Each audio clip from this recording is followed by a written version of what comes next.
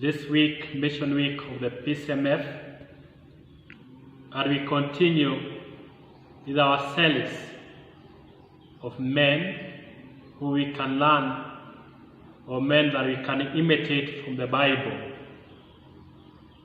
Today, we are going to have another person. Yesterday, we talked so much about David, and today we have Jephath.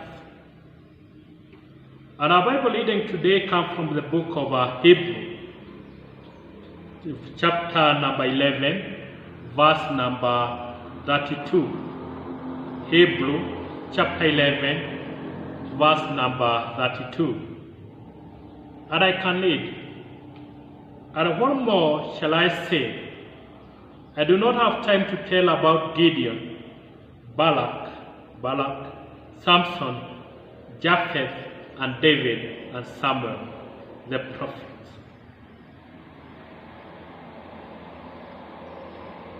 So, in the list of the heroes,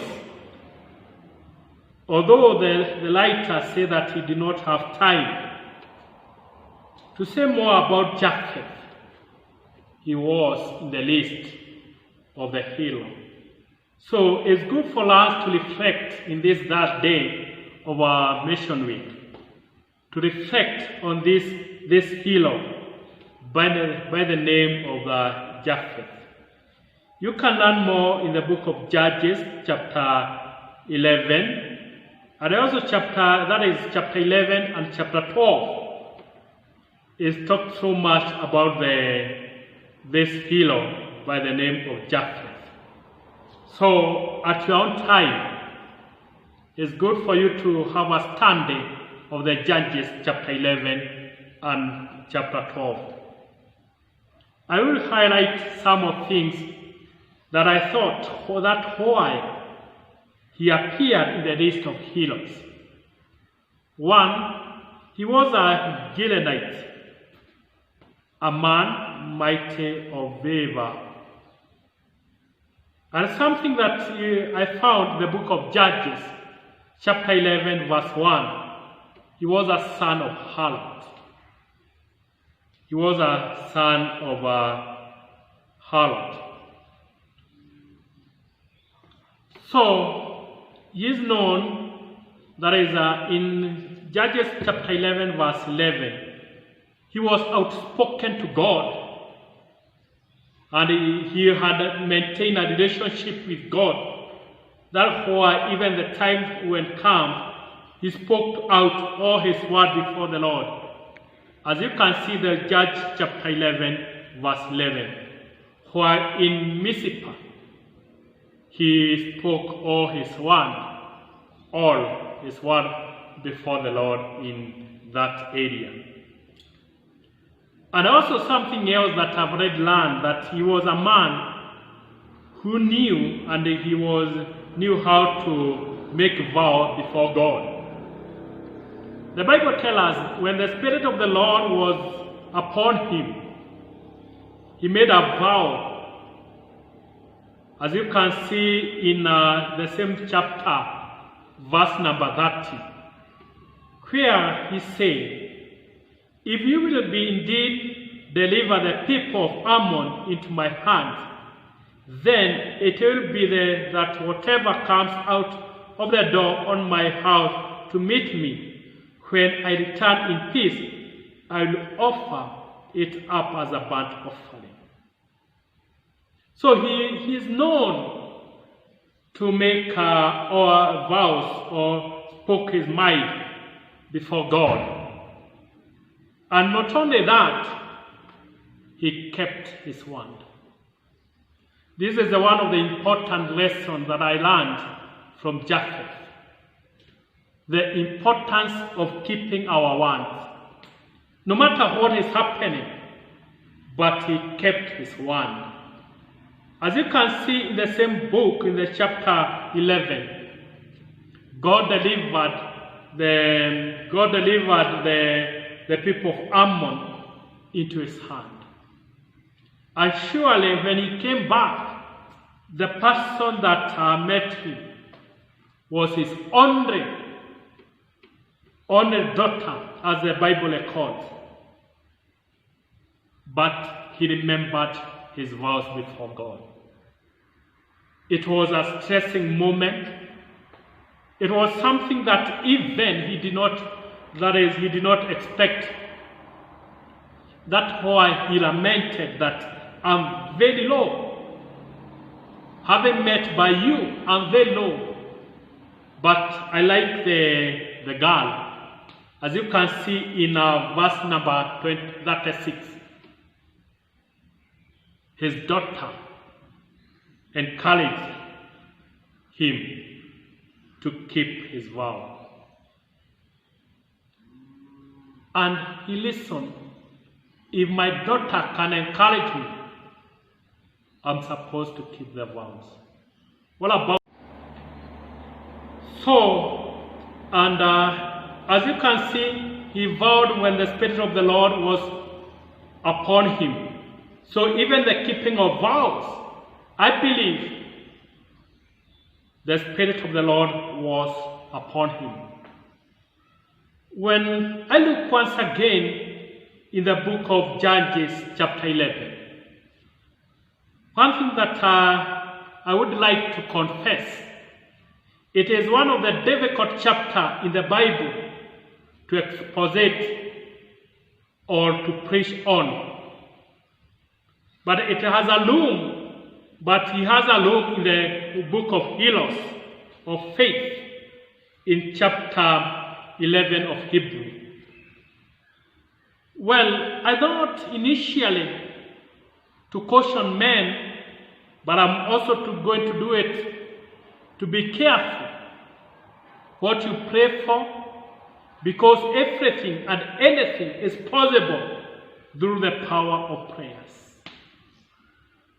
I looked upon the life of, initially, I thought Jephath was a fool who made a vow without knowing the consequence. But today, I may not consider him a fool, because why, after so many years, he is appearing in the book of heroes. So he was a hero, but with our limited understanding, we may say that he vowed wrongly. That's why many of us preachers found that is one of the difficult chapters in the Bible to exposit or to preach on. We have some lessons that we can learn from the story of Jephath. And we would like this week to continue, even after today's devotion, you continue pondering and trying and praying so that the God may open your eyes. He may open your mind to understand this chapter 11. One thing that I've already learned is keeping, that is, you are supposed to keep your word to God. You are supposed to keep your word to God. When you vow before God, please keep it. For him, he chose to keep his word, the vow that he made to God. That's why in the book of Psalms, chapter number 15, he is telling others who dwell in the Lord are those who vow and keep their words. If for us we want to dwell in the dwelling of the Lord, let us learn to keep our words. Many of you, as when you are being commissioned as a Pcmf, or any other vows that you've already done before God, we kind of forget or pretending that it was not there. But this man, he kept his vows. He accepted, no matter the magnitude, he accepted to keep the vows. So this week is a good time for me and you just only to wrestle with our vows and to see whether we have already kept them or else we have already kept our word. Because the point number 2, God will hold us accountable for everyone that we say. God will hold us accountable, everyone that we say. As you can see in the book of Matthew, chapter 12, verse 36 and verse 37, God will hold us accountable. And something else that I've already learned, because the Bible is telling us the Spirit of God was upon him when he made the vows and when he accomplished the vows. I found God is more about development of character within us than our comfort. We are so much inclined to our comfort. We want to dwell in the comfort zone, but God is more concerned to develop our character. So it's good for you and me to accept, to develop, or to grow through the power of Almighty. That's why I usually say, and I have to repeat it once again, as the book of James tried to explain, that God cannot test us beyond our ability to overcome.